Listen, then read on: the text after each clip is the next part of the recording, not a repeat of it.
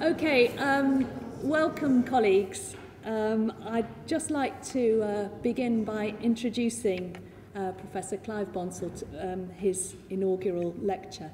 For those of you who don't know me, I'm Dorothy Mill. I'm the Head of College of Humanities and Social Science. A particular warm welcome to Professor Bonsall's family, but to all of you. We're also awaiting the Romanian consul, who's going to be a little bit late, so when he arrives in, you'll know who it is. I'm delighted to introduce Professor Bonsall.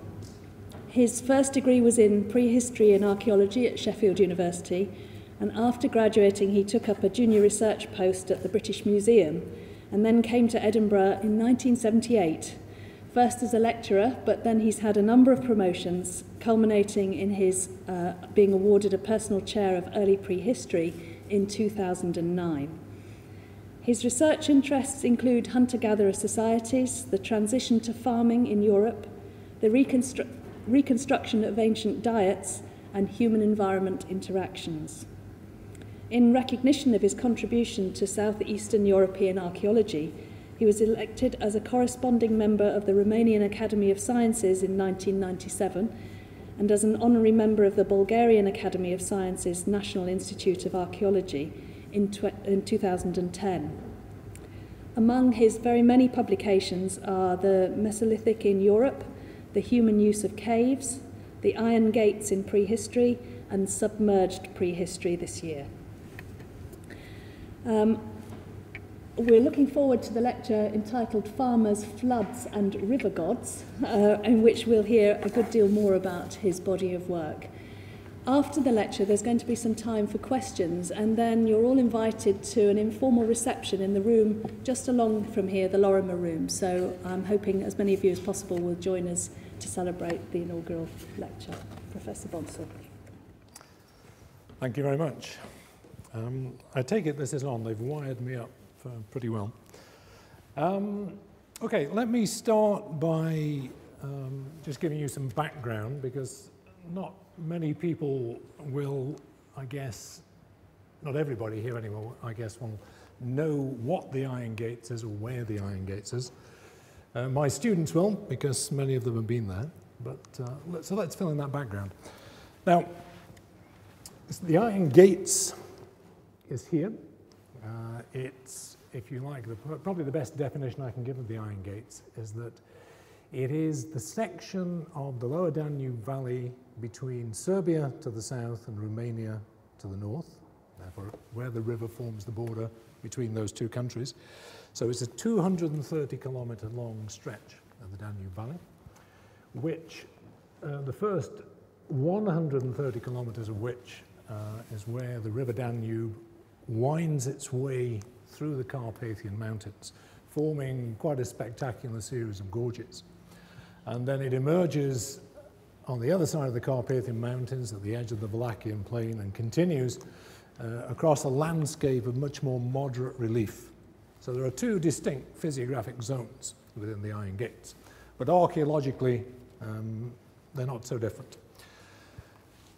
And the importance of this area, archaeologically speaking, lies in the very considerable evidence that it contains for human occupation during two periods of prehistory: the Mesolithic, which is the period when people were still hunting and gathering in Europe, followed by the Neolithic, when people started farming. So we have a record here of an almost continuous record of human settlement stretching from the later stages of the Ice Age around 12,000 BC right through to about 5,500 BC.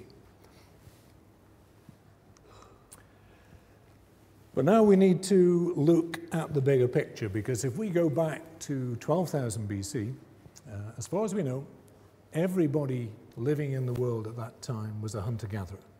There were no farmers. And starting around 9,000 BC, or perhaps a little bit earlier, some hunter-gatherers in certain parts of the world started to farm.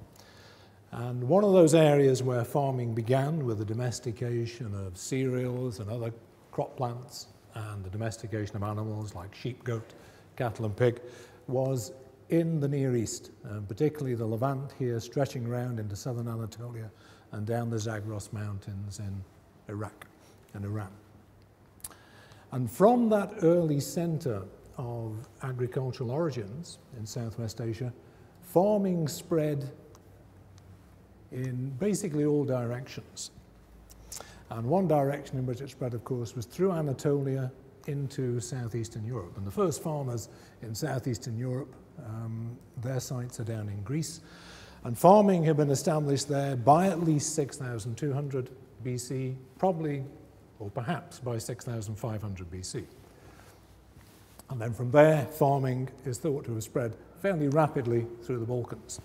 And of course, the Iron Gates lies here within this early spread out of Greece.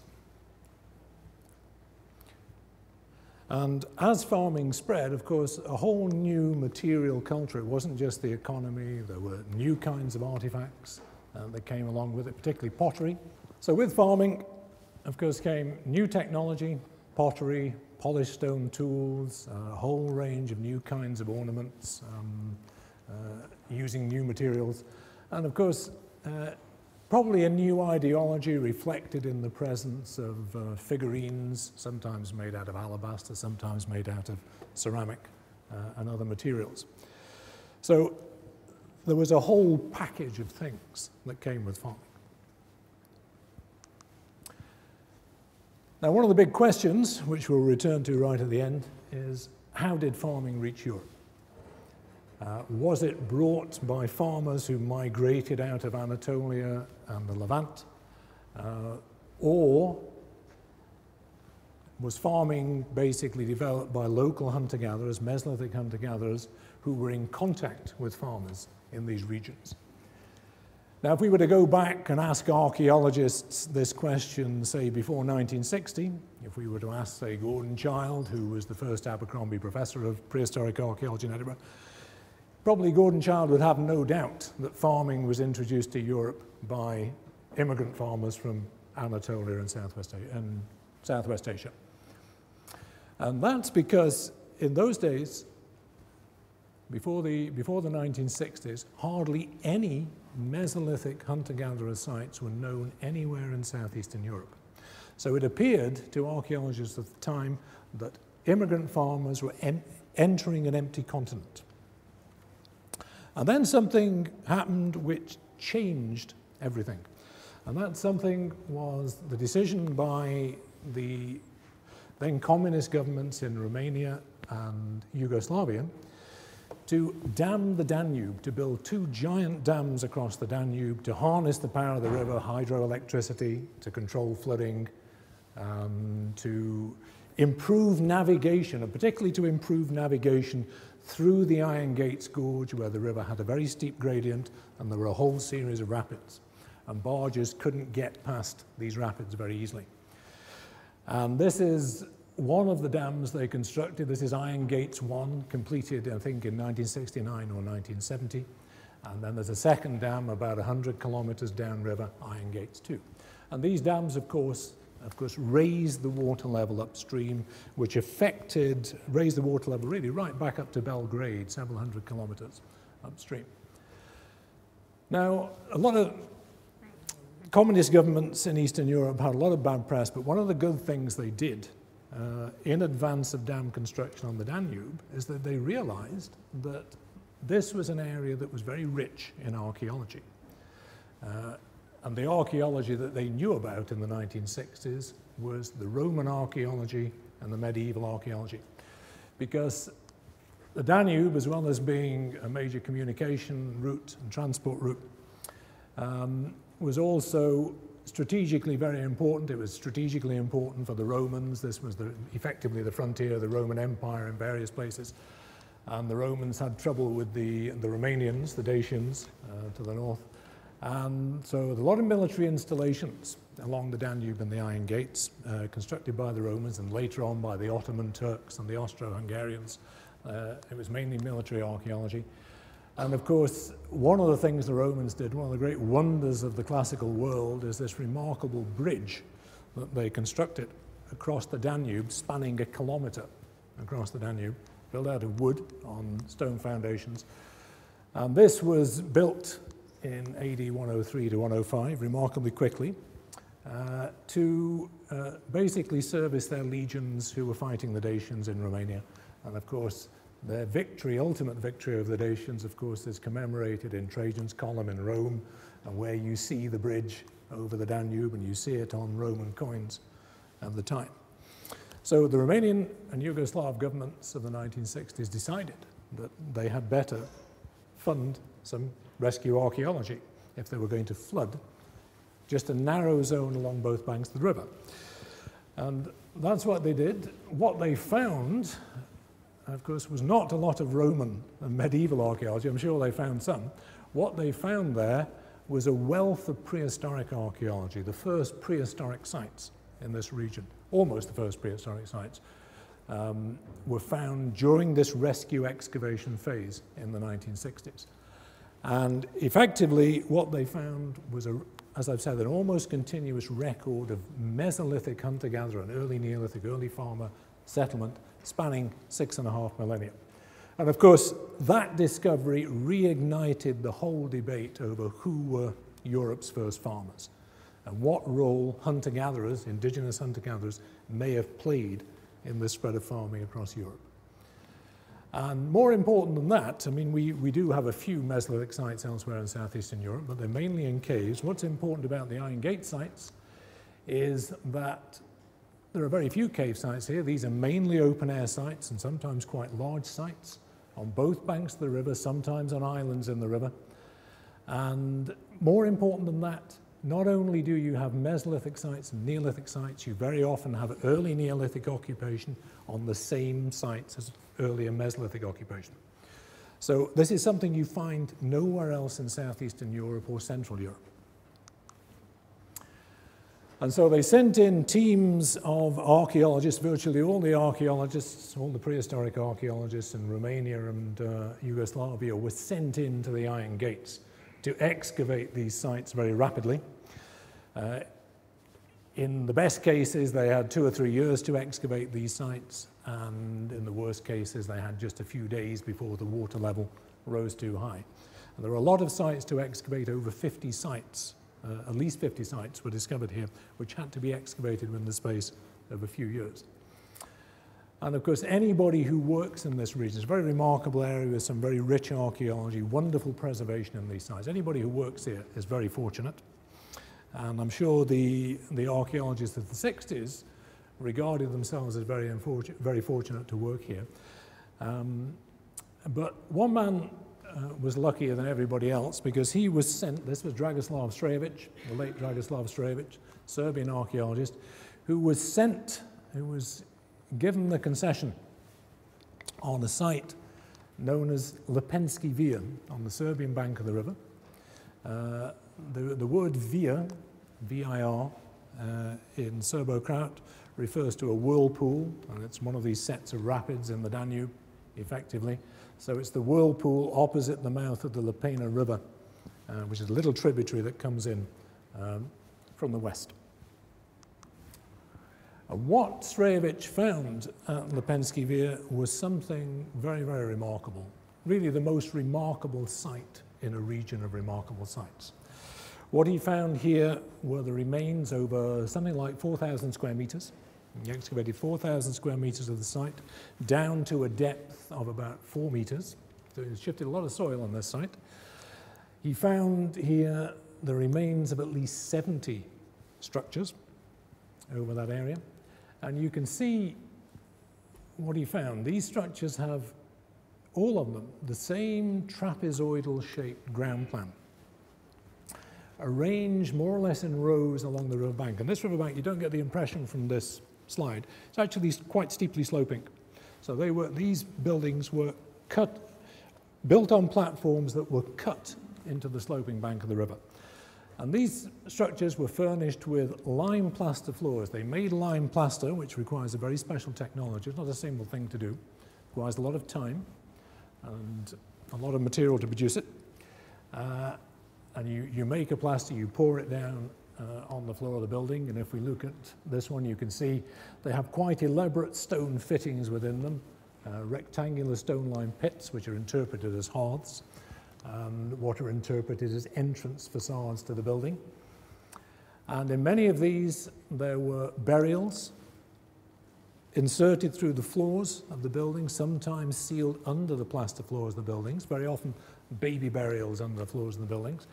And also within the buildings, placed in slots on the floor, and wherever you found a burial inserted through the floor of a building, you had one of these carved boulders or sculptures, which Shreyevich regarded as having faces that were half fish, half human. And he thought of them as water deities or river gods. And we'll come back to river gods later on. So Penske View was this very remarkable site, and for Shreyevich, this was the product of hunter-gatherers living along the Danube.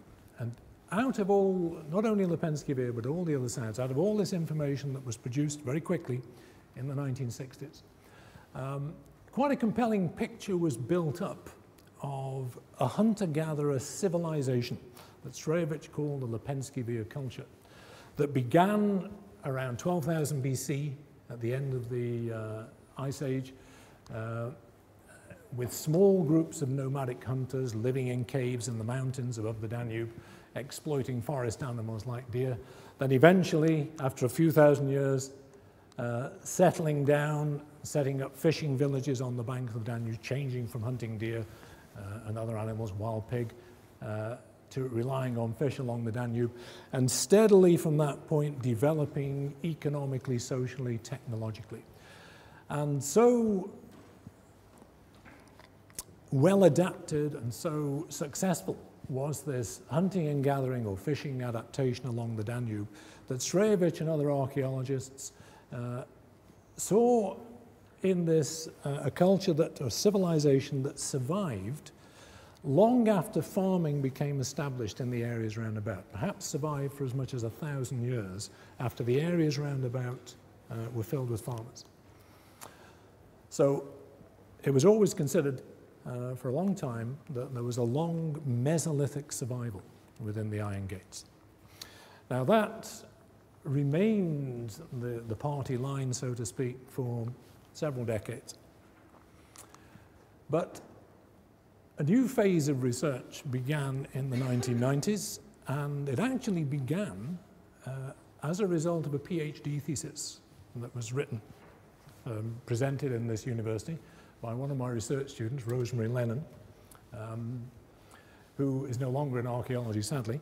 But as a result of supervising that PhD thesis, I became interested, particularly interested in the Iron Gates, and went to work there. I was invited to work on one of the few sites that survived the flooding of the dams. A place called Scala Cladovi. On the Romanian bank, you can just see the Iron Gates 1 dam in the distance there. So we're a few kilometers downriver. And this is from 1992 when we started excavating that site. But more important, perhaps, than the excavations at Scala Cladovi is the fact that although many of these sites are no longer accessible, they're flooded, and it's not just the flooding, there's a lot of silting behind the dams. So if we ever did go down underwater here, we'd probably find these sites covered with meters of silt. That's one of the things that happens when you construct dams across a river like the Danube. But of course, the archaeological collections from these sites, or most of them, survive in museums and are available for study. And of course, we have better techniques available to us these days than they had in the 1960s. We have a new method of radiocarbon dating. We have all kinds of techniques. We can extract DNA from human bone, which they couldn't do in the 1960s. So they're an amazing repository of untapped information, if you like. So the research that began, or the new research that began in the 1990s, was sparked off, and which we're still very much involved in Edinburgh, continues to this day, and continues at an accelerating pace. Now, we've recovered, since the mid-90s, a lot of information about the Iron Gate sites, both from the Scala Cladovi excavations and from analysing the old collections. And some of the things we've discovered reinforce what the archaeologists of the 1960s thought. other things, of course, contradict what the archaeologists of the 1960s thought. So the things that we found where we can confirm, or we think we can confirm, what Shreyevich and others thought, is that the people who lived in these, the Mesolithic people who lived in these sites on the banks of the Danube did construct very simple houses there. And I'm not really referring to the Penske View ones, because we find true houses, not with plaster floors, much simpler houses with no internal walls and very few fittings. And this basic trapezoidal house form starts off before those structures we see at the Penske View, certainly by 7000 BC or maybe 7500. We can't say that it goes right back to the beginning of the Mesolithic, it may not. We've also confirmed that people buried their dead in cemeteries, which is an indication that we're living on these sites more or less throughout the year, and that they practiced excarnation. They exposed the corpse after someone died, very often, until the flesh rotted away. Then they gathered up some of the bones and either buried those bones together on their own or placed them in a grave with an intact corpse. And here's a late Mesolithic burial from the scale of Cladoby, and what you see here is the classic burial position for the late Mesolithic, where the deceased is laid on the back, normally with the hands down by the side or on the abdomen. And you see in this case we've got a more or less complete skeleton in a grave pit. It's not often you see the outlines in the grave pit, but you do see it in this case. And then you can see some extra leg bones and arm bones along the side. This is one result of excarnation. But other things have changed. We now see no evidence of a nomadic hunting phase back in the late glacial. What we see is that people right back 12,000 BC were living off the Danube. They were concentrating on riverine resources, and we've dated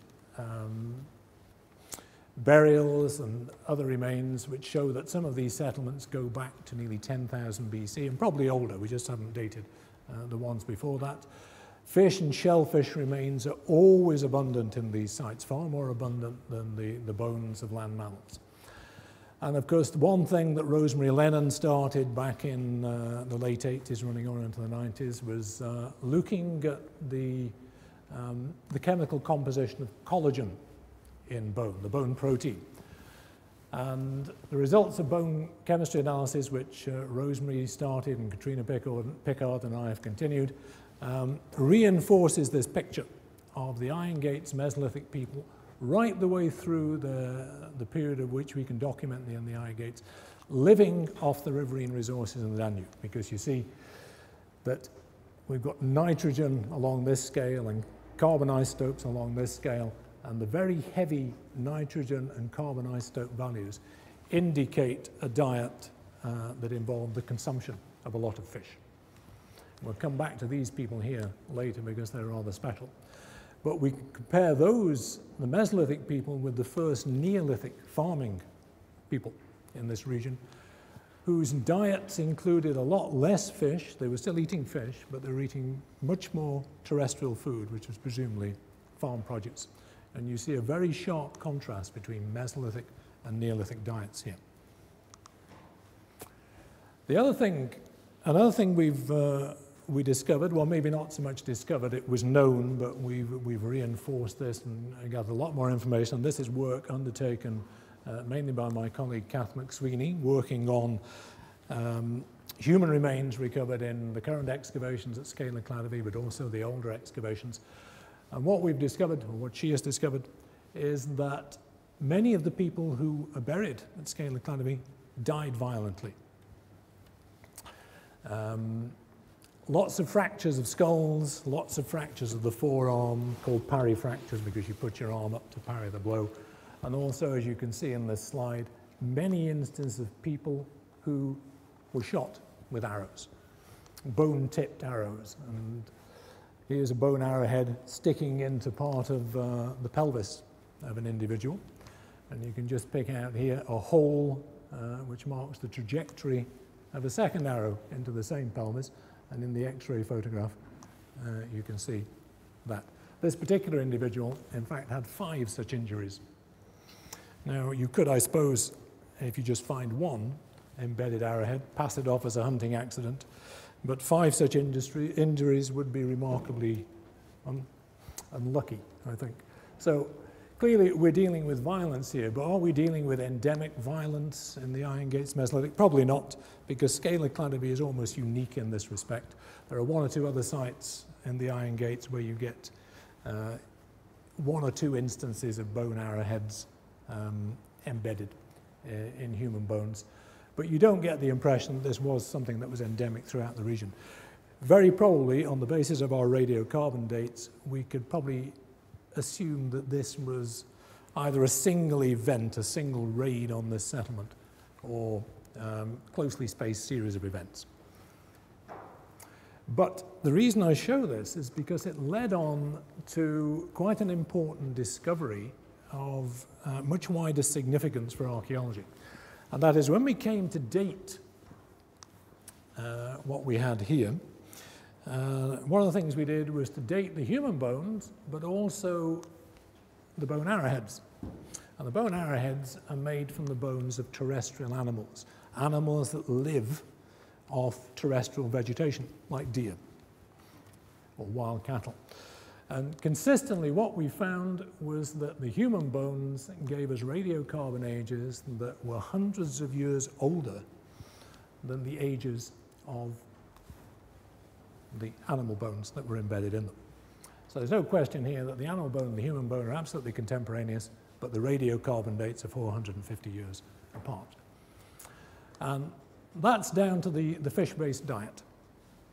I mean, we knew this already from marine situations, that if people live largely on marine food, it results in radiocarbon dates from their bones that are too old. We demonstrated in the Iron Gates that the same thing happens in big rivers and probably in big lakes. There is what is called a reservoir effect. Now, that's a problem for archaeologists worldwide, because it means that human bones are a very important source of radiocarbon dates for archaeology. If they want to date burial practices, they've got to date human bones. The problem is, if you're going to get a reservoir effect in the human bones, you're not getting a reliable chronology.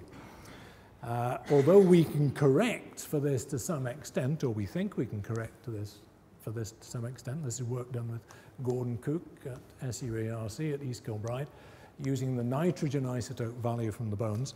We can't be confident that we're still getting very accurate dates. We're getting something that's a bit more accurate, but we can't be confident it's absolutely accurate.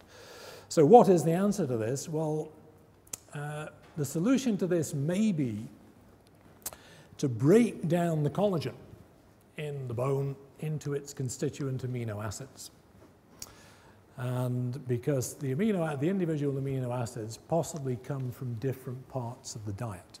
So we've got something like proline, which probably comes from fish, and alanine, which probably comes from terrestrial food. So if you can pick out the alanine and date that, you may be getting something closer to the real age of your burial. And this is a test that was done by Robert Hedges at Oxford on scalar cladoby bones. So you've got the date on the bulk collagen, it's not this particular example, and you've got the dates on individual amino acids, and you can see how the date for alanine is several hundred years younger than the bulk collagen date.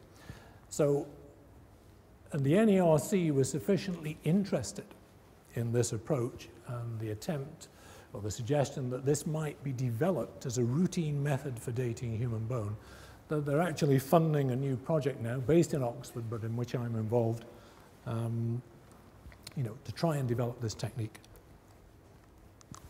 for dating human bone. Now, I put this slide on the screen just to emphasize the point that the Danube is a very big river and has some amazing fish resources. Now, what we're looking at here are commercial fisheries in the 20th century, but before the river was damped. And you can see the quantity, this is the catch probably from one day in one particular part of the river. And there are also not only many fish in the Danube that you can catch regularly, there are some very big fish in the Danube. This is a sturgeon. Sturgeon live in the Black Sea, or most of their lives in the Black Sea, and they migrate up the Danube to spawn, and they go right up into the Carpathian Basin. And there's an upriver migration and a downriver migration, and you can imagine this was very important for people. But the Danube is not a constant source of plenty. The fish are easy to catch at certain times of year. They're easy to catch from spring through to autumn. They're not easy to catch in the winter. Fish don't feed so well in the winter. They often go right down to the bottom, particularly carp and catfish. So how did people get by over the winter? Well, one possibility is that they had systems of food storage. They may have dried fish. It wouldn't be very easy to dry the kinds of fish we find in the Danube because they're quite oily. And we don't find, or the archaeologists of the 1960s didn't find any facilities on the sites, any remains of what might be interpreted as storage facilities. But one thing we do know that they did was they practiced a form of indirect storage. They kept dogs. It was their only domestic animal in the Mesolithic, and they kept a lot of dogs. Many more dogs than you'd ever want as pets, many more dogs that you'd ever want to guard your site. And there are a couple of sites higher up on the Serbian bank where 20% of all the animal bones are dog bones. And they show signs of butchery and breakage, just the same as deer bones and cattle bones. And I think it's obvious that what they were doing here, they were keeping dogs, and they were feeding their dogs on leftover scraps of food, particularly fish, because that's what they were getting out of the Danube. And then they were eating the dogs. So in a sense, and I think there's no doubt about that, they're eating dogs. It's not unusual. It's gone on in many cultures in many parts of the world. And interestingly, their dogs in the Mesolithic were bigger than the dogs the farmers who came after them kept. So in a sense, Mesolithic people had domestic animals. They had a dog, their only domestic animal. So in one sense, they were behaving like the farmers who came after them. So farming probably wasn't new to hunter-gatherers, or the notion of farming wasn't new to hunter-gatherers. Now that brings me to the question of, okay, what happens when farming gets to the Danube? How did the farmers, if it was incoming farmers, how did they interact with the hunter-gatherers? Well, that's where Scala Cladovi comes in, or where we thought it would come in, because this was a site that we knew from the work of my original Romanian collaborator, Vasile Boronanț, had both Mesolithic and Neolithic occupations. We were able to refine the occupation sequence of this site by extensive radiocarbon dating, and each one of these little circles you see here represents a radiocarbon date. And you can see that our radiocarbon dates cluster into two distinct periods. We have one period here between about 7,000 and 6,300 BC when the site was occupied, and this is the late Mesolithic, where people are living mainly off the Danube. Then we have a gap. We have no radiocarbon dates. We have about 300 years. And because we have no radiocarbon dates, we have to assume that people were not living on the site, or at least that part of the site that we've investigated. And then we get another group of radiocarbon dates here from about 6,000 BC. So our site is reoccupied at around 6,000 BC. And when it's reoccupied, that reoccupation is by people with a Neolithic culture and economy. So we see new forms of artifacts, we see polished stone axes, pottery, new kinds of chipstone tools, a new architectural tradition, no more trapezoidal plan houses. The houses now have a rectangular ground plan. They're engaging in trade or exchange in all kinds of materials, and probably organic materials as well as non-organic materials. The ones we see, they're bringing in flint, or they're obtaining flint from at least 80 kilometers away. There's high quality so-called Balkan flint. They're obtaining obsidian from the Carpathians and also from the Mediterranean. We've established that through trace element analysis. They're farming by this stage because we get lots of bones of domestic animals. And we also see new burial practices, or a new body position. No longer do we see the traditional Mesolithic body position where the individual is laid out on the back. These people buried their dead after 6,000 BC in the classic early Neolithic tradition of laying the body on one side or the other and drawing the hands and the knees right up to the chest, and we're probably bound in that position. It's called a crouched position, or the fetal position, if you like. So a lot changes, and we get new kinds of bone tools on new materials, like sheep bones, which weren't available to hunter-gatherers. So what Scalacladebe tells us is that farming was underway in at least the downstream area of the Danube by 6000 BC. So there was no long Mesolithic survival in the downstream area. The question is, how and when did farming reach the Iron Gates? Did it begin before 6000 BC? It could have done, because we have a gap at Scalacladebe. In the radiocarbon record, we don't see what's going on between 6000 and 6300. The problem is we have that same gap at a number of other sites. Virtually every site in the Iron Gates which has radiocarbon dates, and this graph shows you the number of radiocarbon dates per century over a 2,000 or 3,000 year period, and you can see for most sites, this is about 8 to 9 sites, we have a big gap between 6300 and 6000 BC. There's only one site in the Iron Gates which shows any significant activity in that gap, and that, not surprisingly, is the site of Penske View, another respect in which Penske View is unusual. So the picture that has come out of the Iron Gates Mesolithic, the IGM, from the excavations at Scalacladebe and the related work that we've done on the old collections, is that there was no steady development of the Mesolithic from nomadic hunter-gatherers in the late Pleistocene through to these highly advanced hunter-gatherers at Penske View at whatever time Srejevich thought it was. The Iron Gates Mesolithic was a remarkably stable cultural tradition that didn't change much over thousands of years. But then we get to Penske View, and we get something absolutely new, because all the features that make Penske View distinctive, the lime plaster, the very elaborate stone fittings, the carved boulders, the subfloor burials, all these we now know, because of the radiocarbon dating that we've done, appear in this 300-year period when Scalacladebe and other sites appear not to be occupied. So clearly this was a period of rapid change. The question is, what's the explanation of that change? Well, 6,300 to 6,000 BP was the period when farming was spreading through Europe.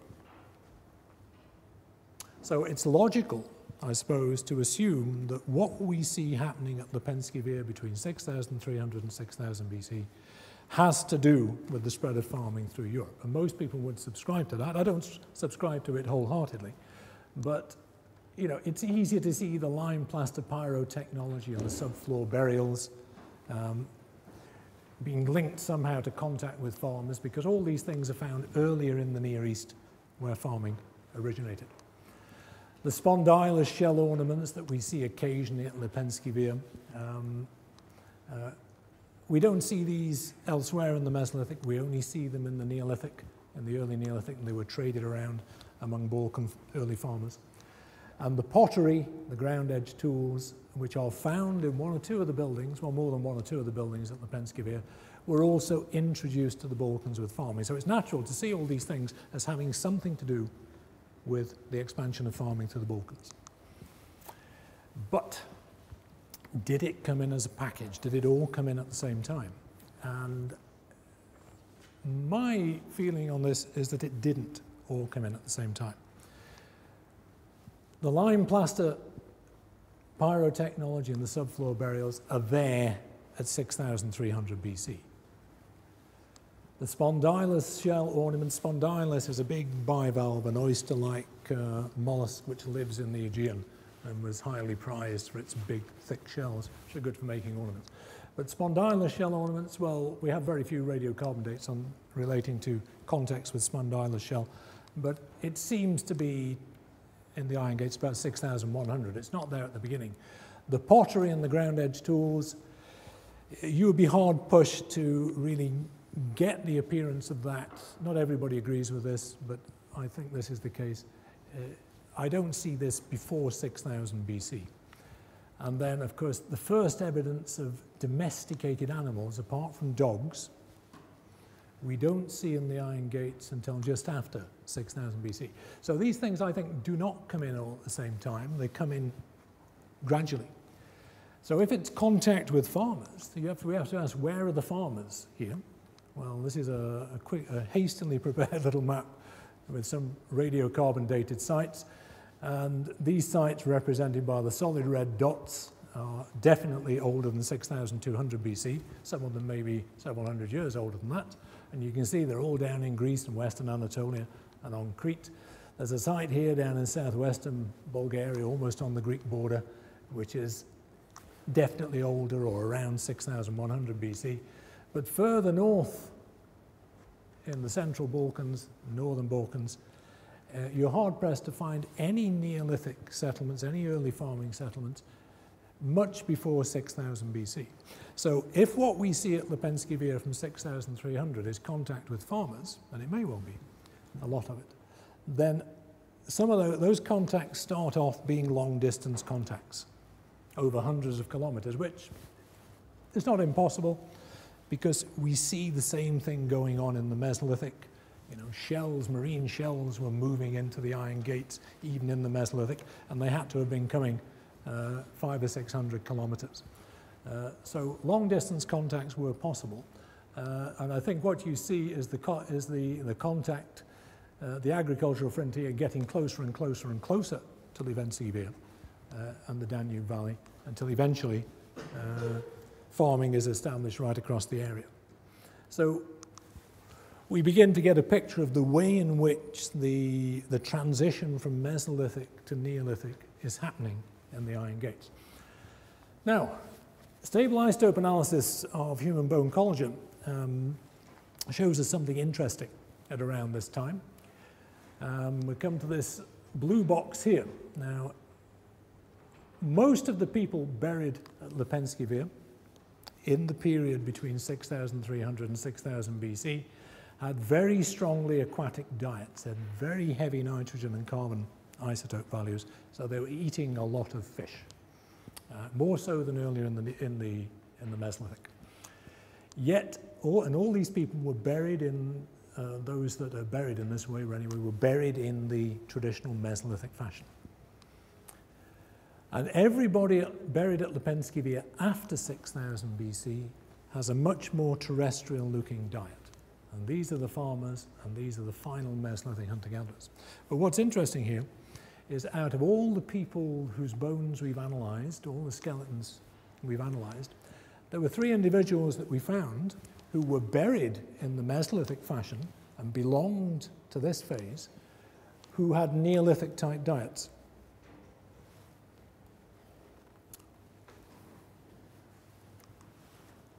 So one wonders then who they actually were.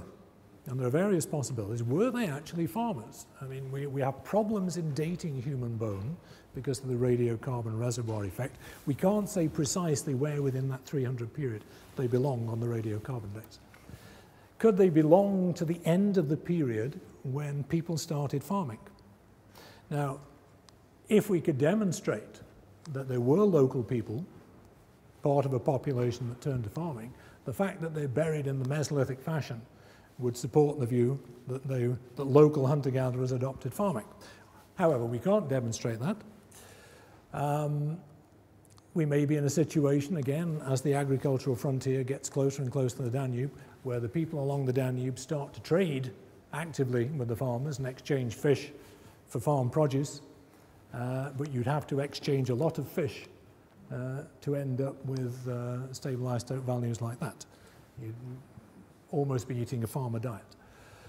The third possibility, and probably the most likely possibility, is that they were actually incomers, people who were born or originated in a farming community further south on the Danube and moved to live in the Penske View catchment. Married a hunter-gatherer man or a hunter-gatherer woman along the Danube, and came to live there and ultimately were buried in the Mesolithic fashion.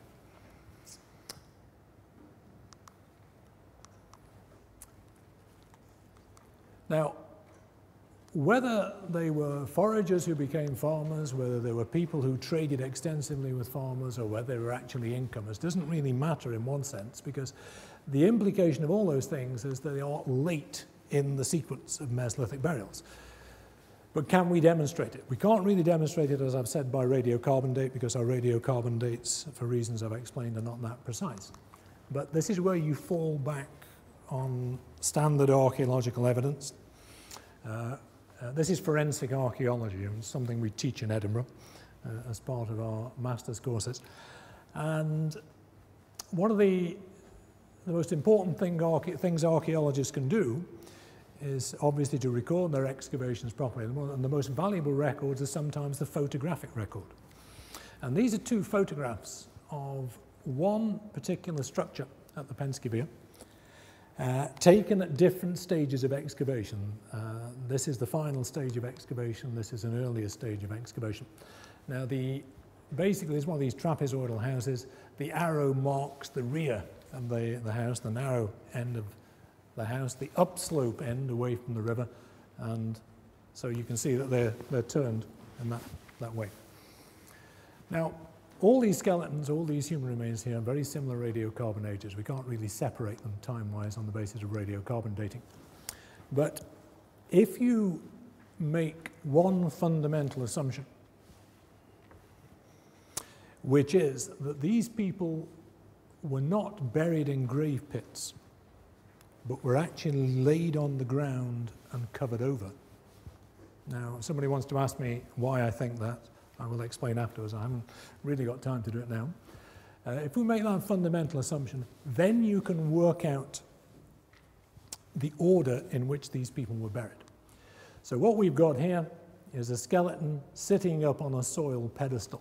So that individual, if we accept that they were laid on the ground, was laid on the ground after a whole load of soil washed down the slope and covered this site. Now, that may have happened in the space of a few years, or 10 or 20 years, I don't know. But this individual is actually laid on the original floor of the building. So this individual was probably put there before this individual, and note the absence of the skull. Skull removal was a very common thing in the Iron Gates, part of this excarnation process. And then around this individual are placed the disarticulated remains of another individual, or possibly several individuals. So the order in which these people died is the individual or individuals represented by the disarticulated bones was the first individual to die. Our complete articulated skeleton here, 54E, was the next person to die. And our headless individual here was the last person in this sequence to die. So that's the sequence that we've got here, if we accept my basic assumption.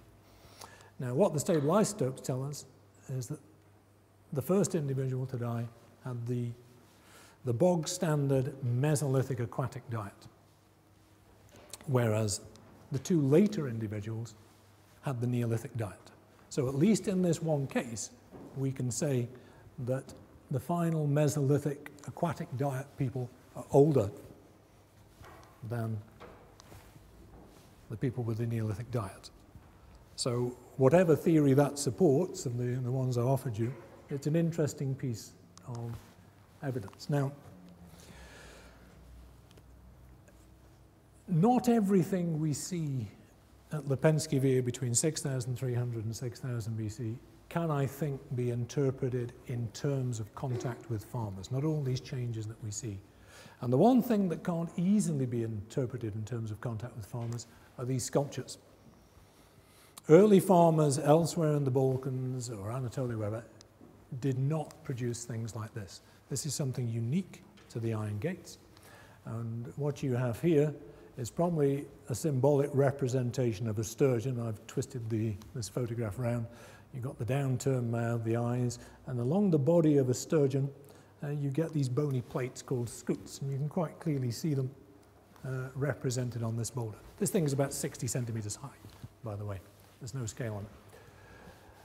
Now, Srevich the Penske View is so unusual. No other site has things like this. No other site has plaster floor buildings. And the Penske View is also very unusual in terms of its location. It's sited directly across the river on the Serbian side, opposite this very distinctive trapezoidal-shaped mountain. On the Romanian bank, a mountain which has a Serbian name, Treskovac. Doesn't mean anything, I don't think. But it's not hard to imagine that Treskovac was the inspiration for the trapezoidal shape, the trapezoidal ground plan of not only the Penske View buildings, but all the trapezoidal buildings we find in the Iron Gates, right down as far as Scaly Cladeby. And so for Srejovic and for many other archaeologists, I think I would subscribe to this, the Penske View is not an ordinary settlement. It may not have been a settlement at all.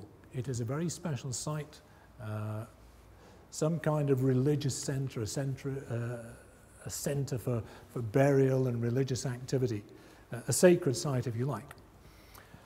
And Srejovic believed that these carved boulders, some of which have quite a frightening aspect, were apotropaic. They were intended to protect, to ward off something.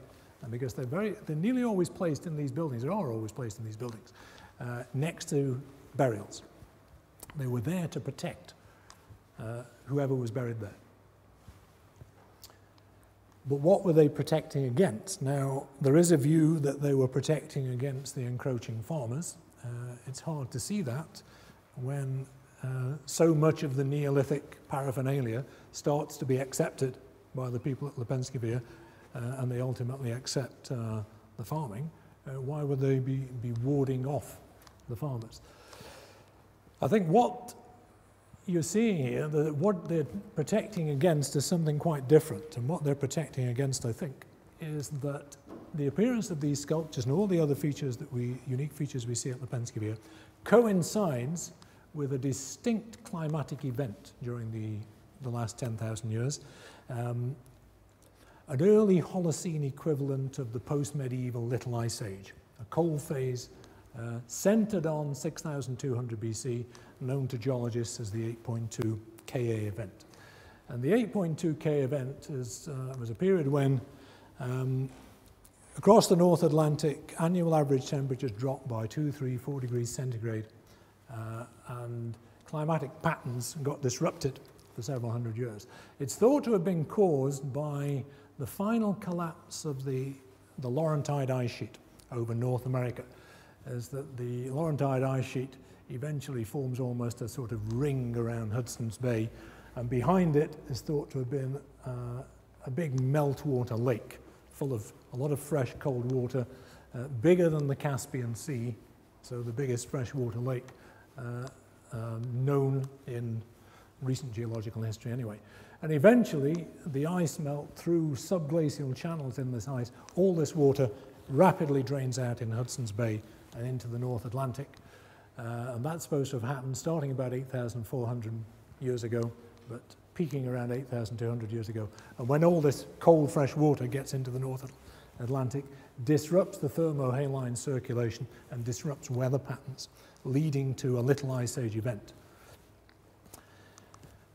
Now, of course, it wasn't just a cold phase. We know that what happened during the Little Ice Age is that the weather patterns got disrupted, the westerly airflow, which brings all the rain to the British Isles, and all these depressions that you see in the weather forecast tracking across the British Isles and Scandinavia, got pushed further south and started to track across Middle Europe, dumping a lot of precipitation on these high mountains, the Alps and the Carpathians.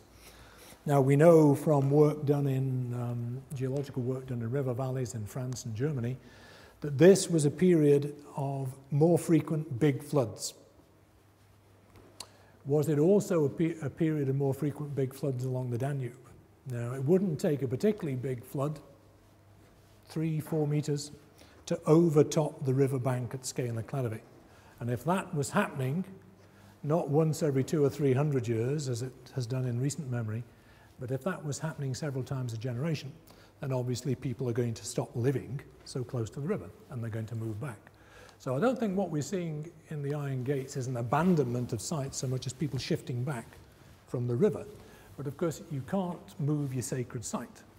your ancestral home, because it then doesn't become your ancestral home any longer. All you can do is protect it. And your means of protecting it is through your ideology, I guess. So I think we can't explain everything at the Penske View in terms of encroaching farmers. Some of it has to do with environmental change. And of course, the spread of farming through the Balkans was probably partly linked to this environmental change. So, of course, the research we've done in the Iron Gate so far, of course, is not the end of the story. We're really at the beginning of the story. There's a lot of, we've solved some questions, but we've raised new kinds of questions. And these questions have to be answered. I mean, lots of questions we could ask, but were the first farmers local people or were they incomers? We still don't know this, but we're going to find this out because now scientists can extract DNA from skeletons, and we're involved in a project with molecular biologists at the University of Mainz who are attempting to extract DNA from the skeletons of Scalacladov and elsewhere. You can look at other kinds of isotopes like strontium and oxygen that can tell you perhaps if people moved location between childhood and adulthood. Another important question is, did hunter-gatherers adopt pottery before they adopted agriculture? There's a lot of talk, a lot of debate about whether hunter-gatherers acquired pottery but they didn't adopt agriculture. Because we know in some parts of the world there were hunter-gatherers who had pottery but didn't have agriculture. Well, one of the things we can do there is to date the pottery, and it is possible to date pottery now. The problem is getting the money to do it is very expensive. And if somebody has a spare $500,000, we could date a lot of pottery. But these are all questions for the future. But back to the bigger picture, because the Iron Gates, although we're starting to understand the transition from Mesolithic to Neolithic, from hunter-gatherer to farmer in the Iron Gates, it's the tip of the iceberg. What we need to understand, because we have to put it in the context of southeastern Europe. How did farming reach Europe? And we still have this problem, where were the foragers? We've got them in the Iron Gates. And in the Iron Gates, of course, they're there because of the fish resources and the other aquatic resources of the Danube. Now, there are no really big rivers further south in the Balkans, but you have a long coastline. So if you're going to find big concentrations of hunter-gatherers in the Balkans, more likely than not, they're likely to have been on the coast. The problem, of course, is since 6000 BC, sea level in the Black Sea, the Aegean, and the Adriatic has risen by something like 15 meters. So if you're going to find Mesolithic sites that were along the coastline of 6000 BC, you're going to have to go down underwater. And that thought was, of course, the inspiration for a conference that I organized along with two of my former postgraduate students, John Benjamin and Katrina Pickard, in 2009. And the book from that conference was published a few days ago, and just by coincidence, the launch is at the Royal Society of Edinburgh tomorrow evening. But my guess is that this, if we want to understand the transition from hunting and gathering to farming in Europe and how farming reached Europe and whether it was brought by migrant farmers and what role hunter-gatherers may have played in this process, that we're going to have to look underwater. And I think that's where the next major advances in our knowledge of the past are going to be. And I hope very much, and that's what we intend, that Edinburgh University will be at the forefront of that research, just as it's been at the forefront of research in the Iron Gates. But as you'll appreciate from looking at the author list here, archaeology is not an individual pursuit. It never has been. It's very much a multidisciplinary and interdisciplinary activity, and it requires the combined efforts of many people. So there are many people who have to share credit with for the research that's been undertaken so far in the Iron Gates and who continue to work on it. Those professional colleagues who have actively contributed to the research, the many generations of undergraduate students who since 1992 have worked with me at Scale and Cladwing, they're too numerous to mention, and of course the various sponsors, and not least I'd single out the Carnegie Trust for the Universities of Scotland, who have consistently funded the research at Scale and Cladwing as an undergraduate expedition right from the beginning. And finally, I'll thank you for listening. Thank you.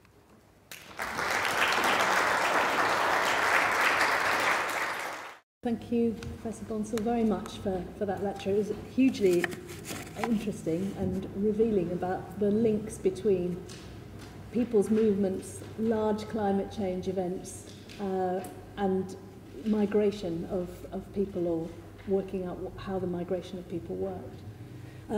As I said before, we've got a reception in the Lorimer room just next door. You just have to turn to the right out of the building, and you're all very welcome to come along. Thank you very much.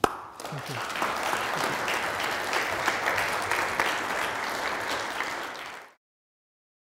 This production is copyright The University of Edinburgh.